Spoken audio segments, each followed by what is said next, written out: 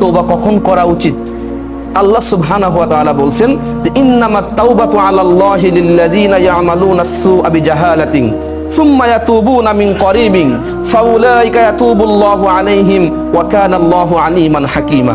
আল্লাহ সুবহানাহু ওয়া তাআলা বলছেন যে আল্লাহ অবশ্যই সেই সব লোকের তওবা কবুল করেন যারা অজ্ঞতাবশত কোনো গুনাহ করে ফেলে, যারা অজ্ঞতাবশত কোনো গুনাহ করে ফেলে, তারপর তাড়াতাড়ি মিন করিবিন দ্রুত সময়ের মধ্যে তারা তওবা করে নেয়।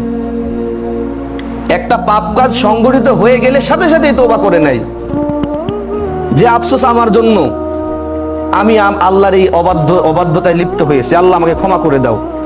পাপ হওয়ার সাথে সাথে আবার প্রত্যাবর্তন করে।